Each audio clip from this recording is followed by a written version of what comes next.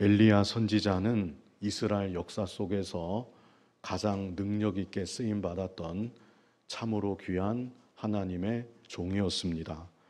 그런데 오늘 본문을 보면 그토록 능력 있게 쓰임 받았던 엘리야 선지자가 로뎀나무 아래 쓰러져 하나님께 죽기를 간구하는 장면이 나옵니다. 이것은 엘리야 선지자가 정말 깊은 좌절과 낭망에 빠졌다는 것을 보여주는 것입니다. 그런데 하나님은 이런 엘리야를 외면하지 아니하시고 천사를 보내서 어루만져 주시고 다시금 회복의 길로 인도하여 주십니다. 오늘날 우리들도 정도는 다르고 상황은 다르지만 좌절과 낭망의 순간을 경험할 때가 있습니다. 이 시간 본문을 통해 엘리야가 왜 낭망에 빠졌는지 그 원인을 함께 생각해 보고 결국 그가 하나님 은혜 가운데 회복되어 하나님께서 예비하신 길로 힘차게 걸어갔던 것처럼 어떤 어려운 형편에 있든지 다시 일어나서 하나님께서 기뻐하시는 길로 힘차게 나아갈 수 있는 우리 모두가 되었으면 좋겠습니다. 자, 먼저 첫 번째로 볼 것은 변하지 않는 아합과 이세벨입니다. 변하지 않는 아합과 이세벨. 자, 본문 1절을 같이 읽어보시기 바랍니다. 아합이 엘리야가 행한 모든 일과 그가 어떻게 모든 선지자를 칼로 죽였는지를 이세벨에게 말하니 아합은 북이스라엘의 역대 왕들 중에 가장 악한 왕 중에 하나였습니다. 아합의 아내 이름이 여기 나오는데요. 아합의 아내는 이세벨이었고 이세벨은 이방 여자로 바알과 아세라를 극렬하게 섬기는 사람이었습니다. 그래서 아합은 이세벨과 결혼한 이후로 더 적극적으로 바알과 아세라를 섬겼고 아내와 함께 온 이스라엘을 우상 숭배로 물들게 하였습니다. 그런데 오늘 본문이 있기 바로 전 18장에서 어떤 일이 있었는가?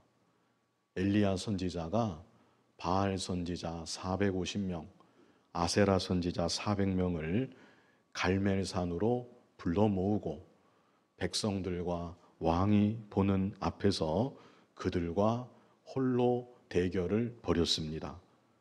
어떤 신이 진짜 신인가? 하늘에서 불로 응답하는 신이 진짜 참 신이시다. 그래서 엘리야 선지자와 바알 선지자들이 제물을 제단에 올려놓고 각각 기도를 했습니다. 먼저는 바알 선지 450명이 기도를 했습니다. 그랬더니 어떻게 되었을까요? 아무 응답도 없지요. 우상이 무슨 응답을 하겠습니까? 그러자 450명의 바알 선지자들이 자기의 살까지 칼로 상하게 하면서 더 열광적으로 무슨 일이 일어날 것처럼 그렇게 그들의 신에게 부르짖어 기도했습니다. 어떻게 되었을까요? 아무 일도 일어나지 않았습니다. 끝까지 아무 응답도 없었던 것이죠. 이제 엘리야 선지자의 차례가 되어서 엘리야 선지자가 늘 그래왔던 것처럼 살아계신 하나님께 간절히 기도했습니다. 그러자 하늘로부터 불이 내려서 제단의 제물을 다 태워버렸고 그뿐 아니라 도랑의 물까지 다 말랐다고 했습니다. 그리고 엘리야 선지자는 이 여세를 몰아서 바알 선지자 450명을 처형합니다. 여기 1절에 아합이 바로 이 사건을 그의 아내 이세벨에게 말한 것입니다. 갈멜산에 아합 왕이 있었습니다. 그런데 그때에는 아무 말도 못했습니다. 기세에 눌렸는지 분위기에 눌렸는지 그 자리에서는 아무 말도 못했던 아합 왕이 집에 돌아가서는 마치 어린아이가 자기 엄마에게 이 말 저 말 일러 바치듯이 아내 이세벨에게 모든 되어진 일들을 상세하게 말했다는 것입니다. 자, 그래서 이세벨이 그 말을 듣고 뭐라고 응답을 했는가? 자, 이어지는 2절을 같이 읽어보시기 바랍니다. 이세벨이 사신을 엘리야에게 보내어 이르되 내가 내일 이맘때에는 반드시 내 생명을 저 사람들 중 한 사람의 생명과 같게 하리라. 그렇게 하지 아니하면 신들이 내게 벌 위에 벌을 내림이 마땅하니라 한지라. 아합 왕도 악하지만 이세벨이라는 여자는 차원이 다르게 악한 여자입니다. 눈 하나 깜짝 안 하고 엘리야를 향해서 무슨 말을 전합니까? 내가 내일 이맘때에는 반드시 내 생명을 저 사람들 중 한 사람의 생명과 같게 하리라. 간단하게 말해서 무슨 뜻입니까? 내가 너를 반드시 죽일 것이다. 이세벨이 이 말을 엘리야에게 전한 것이죠. 그래서 1절과 2절은 제가 말씀드렸던 것처럼 변하지 않는 아합과 이세벨에 대한 말씀입니다. 그동안 엘리야 선지자가 얼마나 많은 일들을 했었는지 모릅니다. 여러분들도 다 들어보셨겠는데 열왕기상 17장에서는 엘리야 선지자가 아합 왕 앞에서 내가 다시 말하기 전에는 이 땅에 비가 내리지 않을 것이다. 이렇게 말했습니다. 그랬더니 실제로 그 말이 떨어짐과 동시에 그때로부터 이스라엘 땅에는 극심한 가뭄이 시작이 되었습니다. 엘리야 선지자는 그리 시냇가로 갔지요. 그리 시냇가로 가서 시냇물을 마시며 까마귀가 가져다주는 떡과 고기를 먹으며 지내다가 그리 시냇가의 물이 마르자 시돈 땅의 사르밧 과부에게로 갔습니다. 과부에게 무슨 먹을 것이 있겠습니까? 그리고 가뭄의 때 그 사르밧 과부의 집에는 통에 가루 한 움큼, 병에 기름 조금밖에 없었습니다. 그런데 엘리야 선지자가 하는 말이 그곳으로 떡을 만들어서 나에게 가져와라. 사르밧 과부가 순종했습니다. 그랬더니 엘리야 선지자가 통에 가루 한 움큼, 병에 기름 조금, 이것이 가뭄이 끝날 때까지 써도 떨어지지 않도록 놀라운 기적을 베풀어 주었습니다. 그것만이 아니었습니다. 사르밧 과부의 아들이 병에 걸려 죽었습니다. 그때에는 엘리야 선지자가 간절히 기도했더니 죽었던 그 아들이 다시 살아났습니다. 그리고 열왕기상 18장에 와서 제가 말씀드렸던 것처럼 바알 선지자 450명, 아세라 선지자 400명, 엘리야 선지자가 홀로 맞서면서 850대 1의 대결을 벌였던 것이고 450명의 바알 선지자를 처형시켰던 것이고 열왕기상 18장에는 또 이런 내용이 있습니다. 엘리야 선지자가 다시 간절히 기도합니다. 그랬더니 3년 6개월 만에 하늘문이 열리고 하늘로부터 큰 비가 쏟아져 내려오기 시작했습니다. 제가 간단하게 말씀드렸는데요. 얼마나 놀라운 일들이 짧은 기간 안에 일어났습니까? 하나님의 능력의 역사가 아니고는 일어날 수 없는 기적의 역사들이 연속해서 엘리야를 통해 일어났던 것이죠. 그렇다면 아합과 이세벨이 정신을 좀 차릴 만도 한 것입니다. 너무나 악하기 때문에 당장에 극적으로 회개하지는 않는다 해도 적어도 엘리야를 바라볼 때 하나님의 사람으로 바라보고 좀 존중히 여기고 너무 기댄진 모르지만 좀 엘리야 앞에 두려워하는 마음도 아합과 이세벨 마음에 조금 생김직합니다. 그러나 우리 2절 말씀 읽었죠. 이세벨의 모습을 보았더니 전혀 그렇지가 않다라는 것입니다. 이세벨이 이스라엘의 실세입니다. 이세벨이 이러하니 아합도 그러한 것이고, 그렇다면 이들의 영향 아래 우상 숭배로 물들어 있는 온 이스라엘도 결국에는 마찬가지인 것입니다. 그래서 좀처럼 변하지 않는 현실, 그동안 생명을 바치고 온갖 고초를 겪으며 하나님의 일을 힘써 감당해 왔었는데 도저히 변하지 않는 현실, 앞으로도 나아질 것 같지 않은 장벽과도 같은 그 현실 앞에 엘리야는 그만 좌절과 낭망에 빠지고 말았었던 것입니다. 그리고 엘리야 선지자는 내가 반드시 너를 죽일 것이다, 자신을 향해 도끼를 뿜어내는 이 이세벨로 인하여서 두려운 감정도 느끼게 되었습니다. 한편으로는 엘리야 선지자가 낭망했기 때문에 낭망한 그 마음 가운데 두려움이 엄습했다고 할 수도 있겠고요. 그러나 또 다른 한편으로는 두려움이 엄습했기 때문에 낭망했던 그 마음이 더 낭망하게 되었다, 이렇게 볼 수도 있습니다. 악순환인 것이죠. 낭망하는 마음에 두려움이 들어왔고, 두려움이 들어오니 낭망하는 그 마음이 더 낭망하게 되고 돌고 도는 것입니다. 그래서 두려움도 엘리야의 깊은 낭망의 또 다른 원인이었다고 할 수가 있겠습니다. 제가 두 가지 말씀드렸습니다.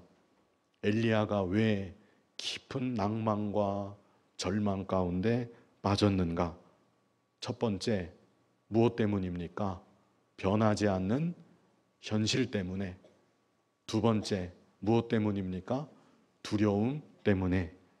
자, 그래서 엘리야 선지자가 이제 어떻게 하는가? 자, 이어지는 본문 3절 같이 읽어보시기 바랍니다. 그가 이 형편을 보고 일어나 자기의 생명을 위해 도망하여 유다에 속한 브엘세바에 이르러 자기의 사환을 그곳에 머물게 하고. 여기 3절 제일 앞을 보시면 그가 이 형편을 보고 그랬습니다. 하나님을 바라봐야 될 텐데 형편을 보았습니다. 이 형편이 어떤 형편입니까? 좀처럼 나아지지 않는 현실, 변하지 않는 상황, 자기를 죽이겠다고 달려드는 정말 꿈에 나타날까 무서운 이세벨, 이런 모든 형편을 엘리야가 보았던 것이고, 그래서 일어나 자기의 생명을 위해 도망하여, 엘리야 선지자가 도망을 간 것입니다. 너무나 안타까운 장면이 아닐 수 없습니다. 방금 전에 바알 선지자 450명, 아세라 선지자 400명, 이들과 홀로 대결해서 승리했던 선지자가 낭망에 빠져서 자기 생명을 부지하기 위해 도망을 가고 있는 것이죠. 여기 3절을 보면 엘리야 선지자가 어디까지 도망을 갔나요? 어디에 이르렀다 그랬습니까? 브엘세바에 이르러. 성경에 자주 나오는 표현 가운데 단부터 브엘세바까지, 이스라엘의 최남단의 도시가 브엘세바입니다. 그래서 엘리야 선지자는 북쪽 이스라엘에서 사역을 하다가 깊은 낭망에 빠져 이스라엘의 국경 제일 남쪽까지 도망을 쳐서 내려온 것입니다. 그리고 이어지는 4절을 같이 읽어보시기 바랍니다. 자기 자신은 광야로 들어가 하룻길쯤 가서 한 로뎀나무 아래에 앉아서 자기가 죽기를 원하여 이르되 여호와여 넉넉하오니 지금 내 생명을 거두시옵소서. 나는 내 조상들보다 낫지 못하니이다 하고 엘리야 선지자가 부엘세바에서 도망을 멈춘 것이 아니고 부엘세바로부터 더 남쪽으로 내려갔습니다. 국경을 넘어서 더 멀리 도망을 간 것이죠. 부엘세바로부터 남쪽은 광야입니다. 사막과도 같은 허허 벌판이 이어지는 것입니다.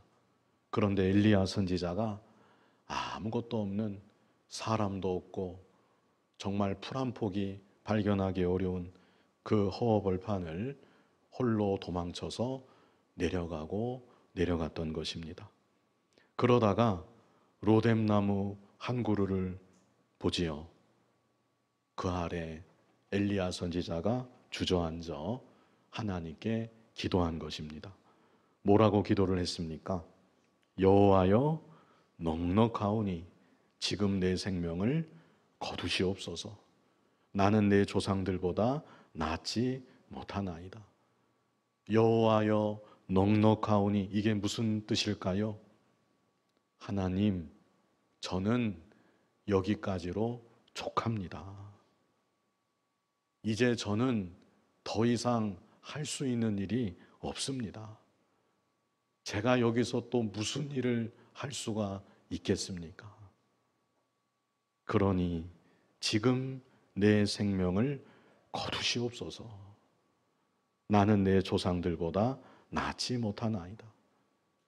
제가 지금까지는 하나님 능력의 손에 붙잡힌 바 되어 정말 능력 있게 쓰임받고 있는 줄만 알았는데 이제 와서 봤더니 그렇지 않았습니다. 저는 지나간 조상들보다 나은 것이 아무것도 없습니다. 아무런 변화도 없습니다. 아무런 열매도 없습니다. 엘리야가 깊은 절망과 무력감으로 하나님께 이렇게 간구했던 것이죠. 자, 여기서 우리들은 엘리야가 깊은 낭망에 빠졌던 또 다른 원인을 생각해 볼 수 있습니다. 세 번째가 되겠는데요. 세 번째, 조급함 때문입니다. 무엇 때문이라고요? 조급함 때문입니다. 갈라디아서 6장 9절 같이 읽어보시기. 갈라디아서 6장 9절 같이 읽어보시기 바랍니다. 우리가 선을 행하되 낙심하지 말지니 포기하지 아니하면 때가 이름에 거두리라. 왜 우리가 때때로 낙심을 합니까? 갈라디아서 6장 9절을 통해 생각해 보면 뭐가 없기 때문에 낙심하는 것입니까? 열매가 없기 때문에, 열매가 좀처럼 보이지 않기 때문에 낙심하고 마는 것이죠. 엘리야 선지자도 이제 이쯤 되었으면 온 이스라엘이 하나님께로 돌아와 회개하고 아합과 이세벨도 자신 앞에 점점 더 굴복되어야 할 것 같은데 그렇게 될 줄로 기대하고 지금까지 열심히 달려왔던 것이었는데 전혀 그런 조짐조차 보이지 않으니까 그만 낙심하고 말았던 것입니다. 그러나 만사에는 하나님의 때가 있습니다. 우리가 할 일은 조급함을 버리고 하나님의 때가 있다는 것을 믿고 계속해서 선을 행하며 나아가는 것입니다. 계속해서 바른 길로, 옳은 길로 나아가는 것입니다.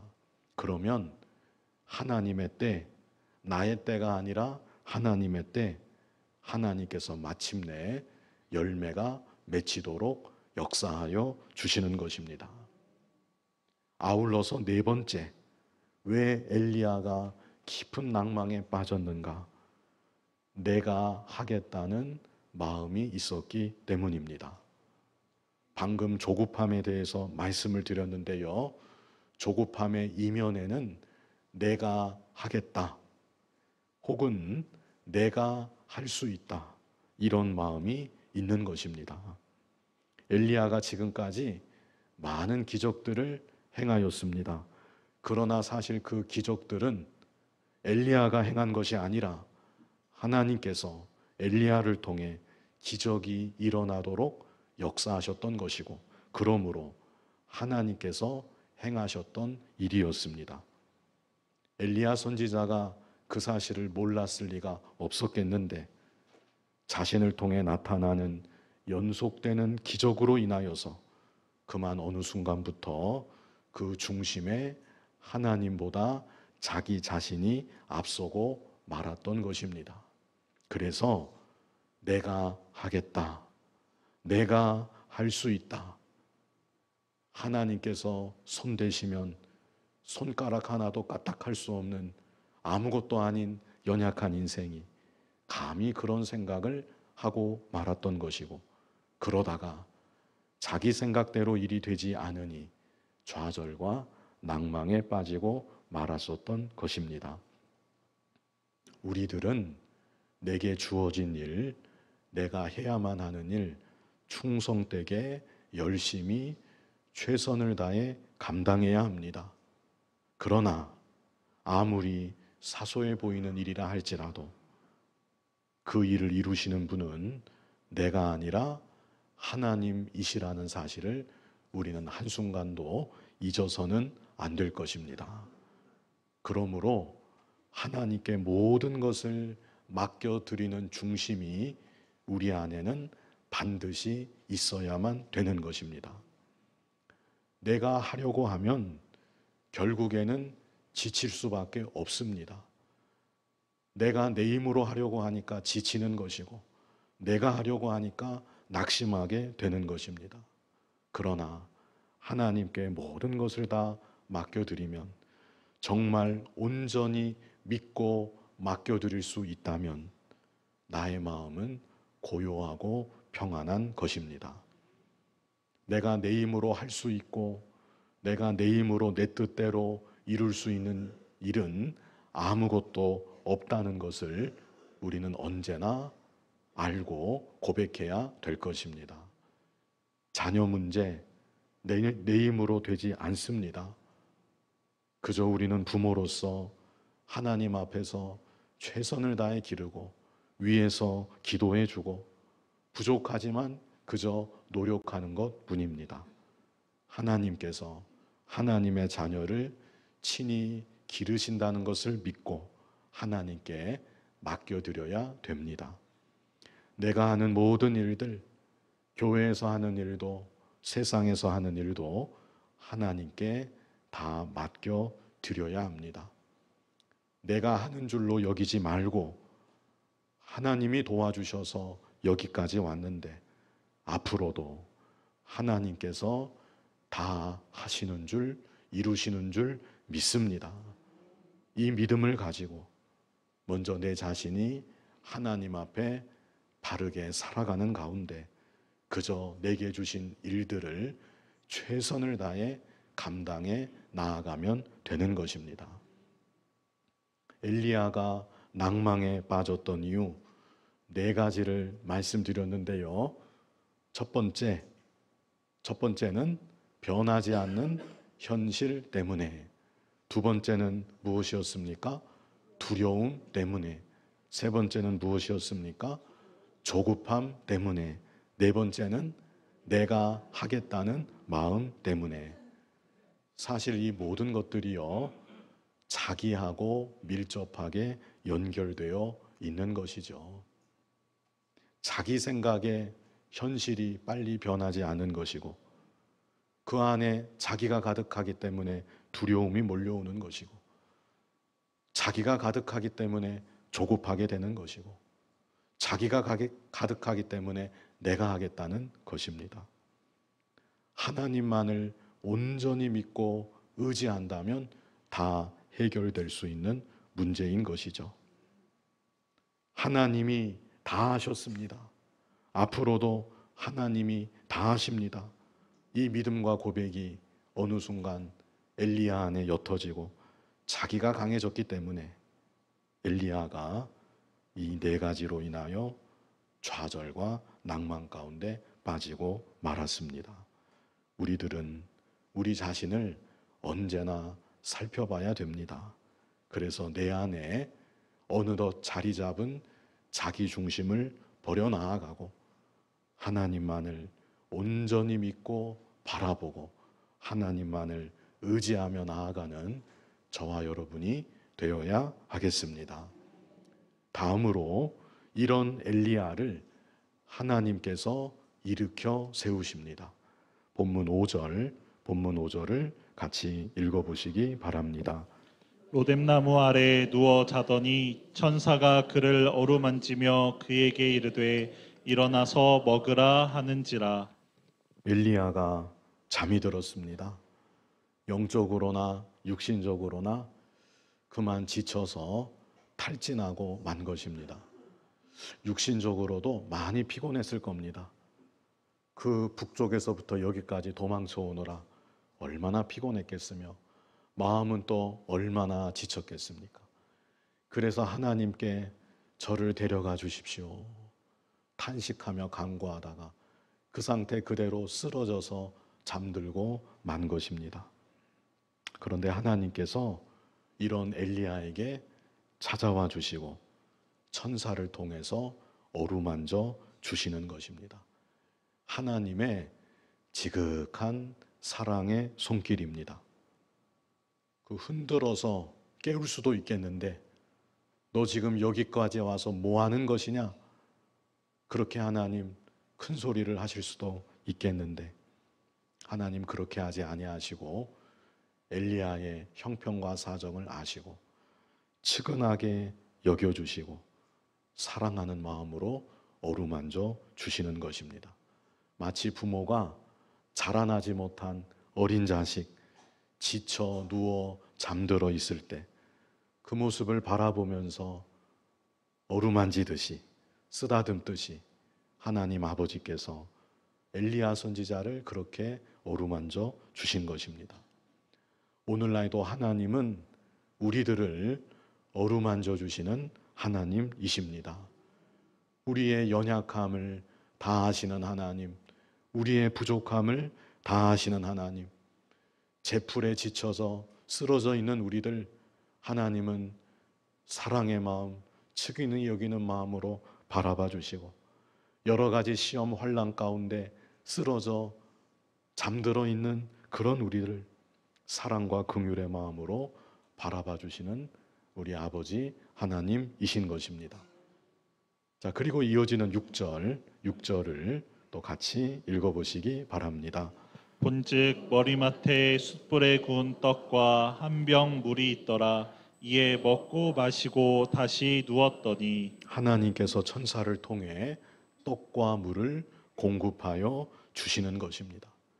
그래서 엘리야 선지자가 잠들어 있다가 순간 눈을 뜨고 보았더니 눈앞에 숯불에 구운 떡과 물이 있는 것입니다. 엘리야 선지자가 주섬주섬 먹은 것입니다. 탄식하다가 지쳐 쓰러져 잠들어 있다가 눈앞에 있는 떡과 물을 보고 일어나서 먹은 것이죠. 그리고 엘리야가 그 다음에는 어떻게 했습니까? 6절에 다시 누웠더니 엘리야가 얼마나 지쳤는지 몸과 마음이 얼마나 지칠 대로 지쳤는지 우리가 알 수 있는 것이죠. 엘리야가 먹고 나서 다시 쓰러져 잠들었습니다. 자, 이어지는 7절 같이 읽어보시기 바랍니다. 여호와의 천사가 또 다시 와서 어루만지며 이르되 일어나 먹으라. 내가 갈 길을 다 가지 못할까 하노라 하는지라. 여기 보시면 또 다시 와서 그랬죠. 또 다시 와서 하나님께서 천사를 통해 또 다시 엘리야 선지자를 어루만져 주시는 것이죠. 그리고 말씀하십니다. 일어나 먹으라. 네가 갈 길을 다 가지 못할까 하노라. 엘리야는 바로 전에 하나님께 무엇을 구했습니까? 저를 죽여주십시오. 엘리야가 그 입에 담기 그렇지만 자기 목숨을 스스로 끊으려고 한 게 절대 아닙니다. 그런 게 아닙니다. 엘리야 선지자는 하나님 앞에 저를 이만 데려가 주십시오. 이렇게 아무것도 바뀌지 않는데, 제가 더 이상 할 수 있는 일은 아무것도 없는데 이제 그만 저를 데려가 주십시오. 제발 저를 그만 취하여 하늘로 가게 하여 주십시오. 이렇게 탄식하며 잠들었던 것이죠. 그런데 하나님께서는 엘리야의 그 간구에는 대꾸도 하지 아니하시고 연거푸 떡과 물을 주시더니 그 떡과 물을 어느 정도 먹은 엘리야를 향해서 말씀하신 것입니다. 너에게는 아직 가야 할 길이 있다. 너에게는 아직 감당해야 되는 사명이 있다. 이렇게 하나님께서 말씀하여 주신 것이죠. 그래서 엘리야가 이제 어떻게 합니까? 8절을 같이 읽어보시기 바랍니다. 이에 일어나 먹고 마시고 그 음식물에 힘을 의지하여 40주 40야를 가서 하나님의 산 호렙에 이르니라. 엘리야가 하나님께서 주시는 떡과 물을 다시 먹었습니다. 그리고 더 이상 쓰러지지 아니하고 일어나서 하나님 인도하심 따라 40주 40야를 걸어가서 하나님의 산 호렙에 이르렀다는 것이죠. 부엘세바에서 호렙산까지가 약 350km 정도 됩니다. 엘리야 선지자가 부엘세바에서 더 내려왔죠.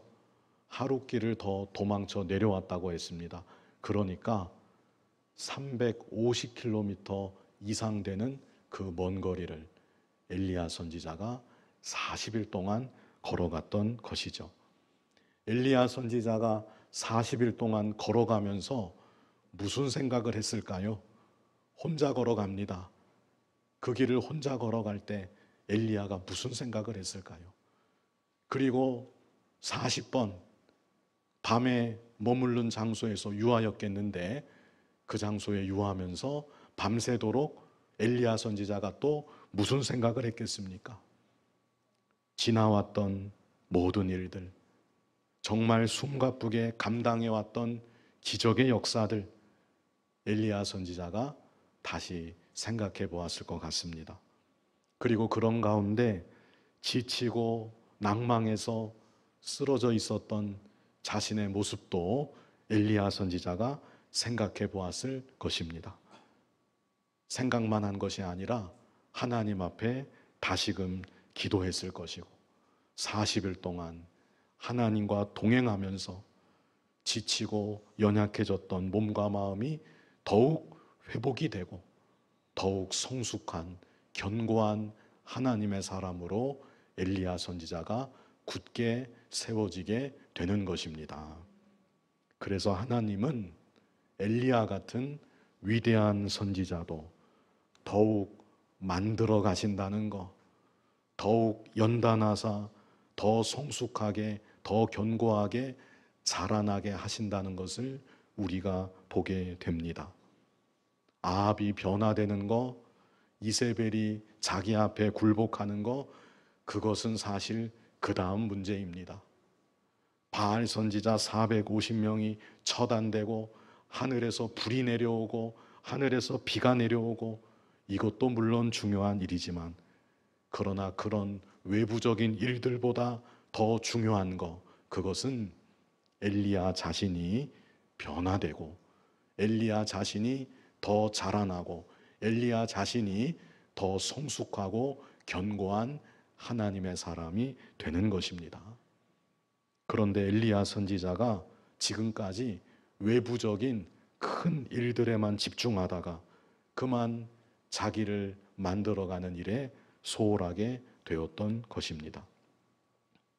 목사님들끼리 이따금 나누는 말들 가운데 교회에 여러 문제들이 생기고 시험들이 생기는 거, 그것은 결국 나를 만드시는 것이다.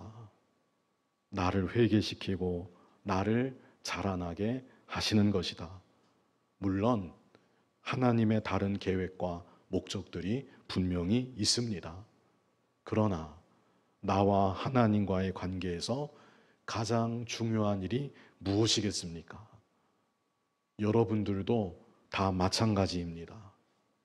여러분들과 하나님과의 관계에서 가장 중요한 것이 무엇이겠습니까?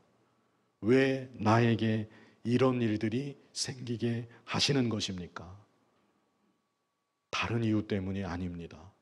나를 사랑하사 나를 만드시고 나를 자라나게 하시고 나를 연단하사 더욱 성숙한 하나님의 사람으로 만들어 가시는 하나님의 손길이 있다는 것을 아시고, 무슨 일을 당하든지 그 당하는 모든 일들을 통해 우리 자신이 더욱 다듬어지고 만들어지고 잘 빚어져 나아가는 그런 은혜가 우리 모두에게 있기를 바랍니다.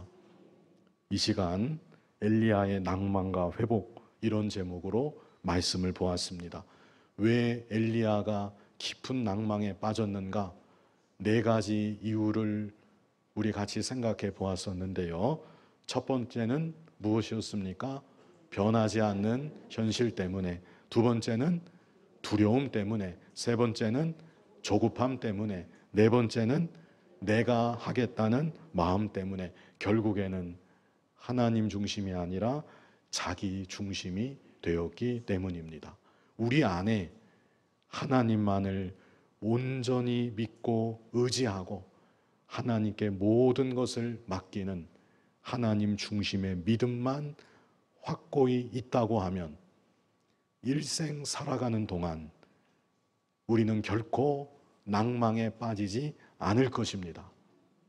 그러나 우리가 연약하고 부족한지라 혹 낭망에 빠지게 되었다면, 엘리야가 깊은 낭망 가운데 로뎀나무 아래 쓰러져 그래도 하나님을 찾았던 것처럼 우리도 언제든지 하나님을 다시금 바라보아야 할 것입니다. 그럴 때 나를 사랑하시는 하나님의 은혜로 우리는 다시금 일어나게 되는 것이고, 전보다 더욱 견고해진 모습으로, 성숙해진 모습으로 우리 앞에 놓여 있는 길을 다시금 힘있게 걸어갈 수 있게 될 것입니다. 우리 마지막으로 성경 한 구절 같이 읽어보시면 좋겠는데요.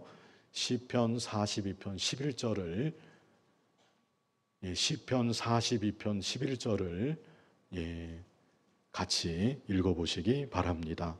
내 영혼아, 네가 어찌하여 낙심하며 어찌하여 내 속에서 불안해하는가? 너는 하나님께 소망을 두라. 나는 그가 나타나 도우심으로 말미암아 내 하나님을 여전히 찬송하리로다. 아멘. 이 구절을 보시면 자기 자신에게 하는 말입니다.